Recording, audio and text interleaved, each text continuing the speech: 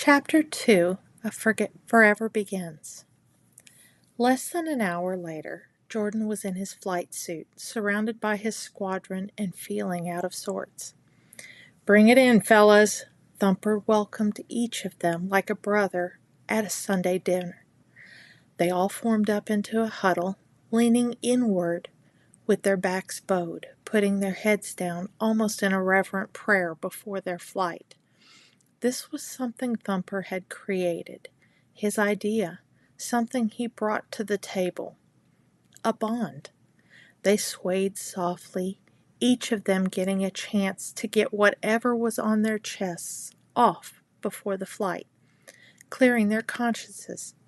Yet Jordan couldn't say a word. He felt trapped, cornered. "You guys are my family," Jordan said, trying to keep the knot out of his throat under control. He didn't want to sound like something was wrong, that he was a big old baby, that he was about to be part of the greatest and most foul betrayal of a wonderful man that he would lay down his life for. This was wrong in so many, many ways. Jordan needed to clear the air, to relieve the pressure on his soul so he could focus, do the job required of him, expected from him. Riley would be watching them, watching his performance, and he hated that. But there was another side of this too. He loved these guys and needed to tell them that before everything went down. So much pressure, so much deviousness, and that wasn't Jordan. That wasn't who he wanted to be associated with. Riley was wrong. Thumper was the man for this job. And Jordan? He was a simple man who loved God, his country, and his wife. He met each of their eyes, saw these men, his brothers, and accepted them unconditionally into his heart, and always would. The words poured from his soul like a dam that was breaking, uncontrollable and strong as he spoke. "You guys are my family. This team, this squadron, is a blessing, and I want you all to know it, if you don't already. Faces may come and go as we get assigned to other duty stations, but you are my brothers, and always will be no matter what." "You shipping off to another post or something, Greene?" Caboose asked curtly, staring him down with a silence that his words wrought. "If you just got reassigned by Riley, then spit it out, 'cause you're right. We are a family." "Nah," Jordan chuckled, trying to play it off. "Hormones, you know. The wife gets pregnant, and look what happens. I start talking all crazy like it's wacky osmosis or something. Next thing you know, I'll be crocheting and singing hymns with the ladies at church." "I bet you sound like a strangled cat," Firefly joked, shooting him a smile as Thumper stared at Jordan, reading his face for any signs that he was unfit to fly today. "I'm sexy and you know it," Jordan sassed, winking at him, trying to send a message. He couldn't ruin this for Thumper or any of them. He was just a little off today, a little moody, and things would be fine. Change was always hard, but a constant, it seemed, and he needed to get over it, get over this. The mood and the tone of their huddle needed to lift and change quickly. "But I'm married. Sheesh." "Don't encourage him," Alpo grinned, causing several of them to exchange a nervous smile in their tight circle. "Me? I'm glad to be on this team instead of the other one. I can handle the heat, 'cause I'm surrounded by a few cool dudes." "Oh my gosh, so bad, and so punny," Caboose groaned, rolling his eyes at the ceiling. "Seriously, big dog, is that the best you can come up with, is horrible puns?" "Come on, guys, I'm stressing over here." "Brothers," Thumper interrupted quietly, putting his hand in the center of their ring, looking at each of their faces. "Brothers and family. You're right, Greene. We are a family of our own making, of our own choosing, and I would choose each of you to be a part of my world, my family, anytime." "Hear, hear," Reaper acknowledged, laying a hand on Thumper's. "Brothers, friends, family, and FLYBOYS. Exactly, Jordan grinned, feeling that lump return as he met their smiles. Thumper stole it first from our instructor at flight school, Alpo bragged in a loud whisper that no one missed, causing a bark of laughter from Hansy. And even Valkyrie cracked a smile on his stern expression. They each lay a hand on Thumper's, each member of their circle. Each hand was a bond that would never be broken, he realized, meeting their smiles as he put his hand on top. You guys are the best, Jordan smiled.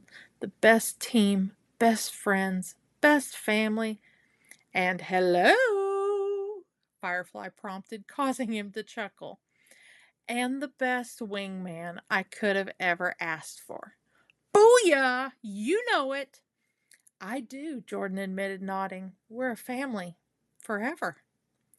Forever, Thumper said, nodding. Now, let's get out there and touch the sky, guys. On it, boss. Break. Duty calls, ladies, Ace quipped, announcing it, splitting the group. They slapped each other on the backs, separated, quickly jogging to their planes in order to prepare for takeoff. This was to be a hostile excursion, covering for the ground troops that were heading into imminent danger.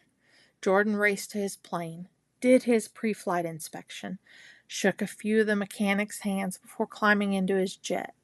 He winked at Glory and George, who were standing in the distance, arguing, just like usual. Taking a piece of gum from his mouth, he stuck it in the corner of the glass. And then he moved quickly, pulling Melody's photo from his helmet, where he kept it tucked safely before each flight, so she was always with him. He pressed the worn picture to the gum, chuckled, and muttered aloud to himself, I gotta get some dum-dum or sticky tape, as he plugged in his helmet and heard the chatter of the other guys mouthing off on the radio. I heard you can make prison hooch from fruit. Would you shut up, brother? This is an open radio, you know. What? It's true. People have been making mead from honey for years. Caboose has. Can it now, Flyboy? But you know we're on a military base. Don't drink and drive. Don't drink and fly.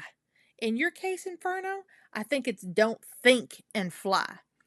I have feelings, guys. We know you make weird noises when you find them in the middle of the night.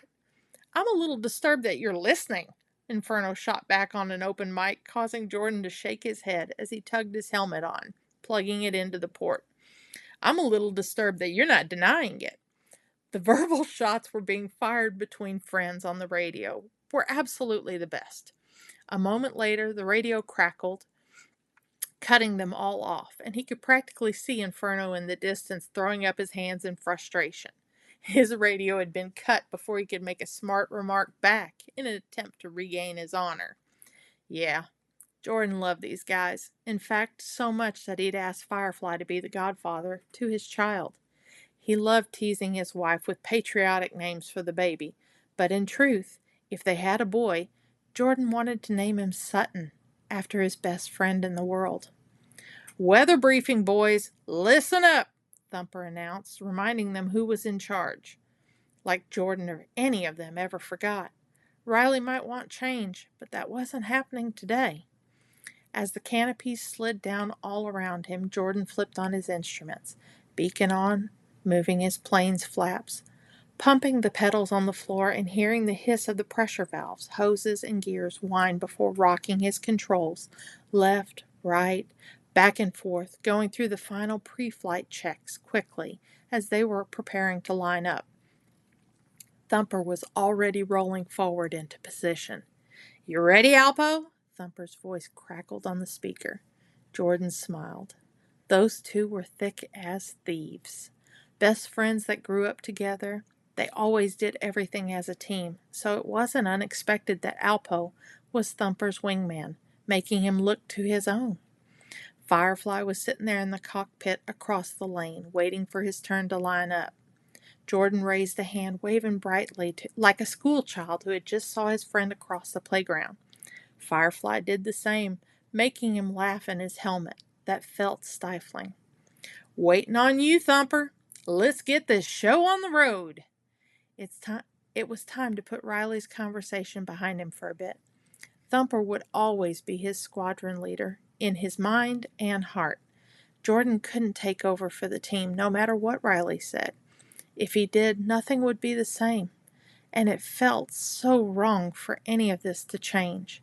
Listening to the chatter, his plane taxied forward, and Melody's photo fell to the floor. Shoot! But it was too late. His jet was lined up, the engines were already surging, and he was being pushed back into his seat already, pulling back on the stick. I'll just order some dum-dum or sticky tape when I get back, he thought, as the sun disappeared behind a single cloud and his plane climbed. It was a beautiful afternoon for a flight. Spoilers. It was not a beautiful afternoon for a flight, after all. One of them would not be returning. This had been Forever Begins by Ginny Sterling. If you want to know more about the team, grab FLYBOYS on Kindle Unlimited and start with Forever Faithful, which is Thumper's story. Thank you for listening, and I hope you've enjoyed this.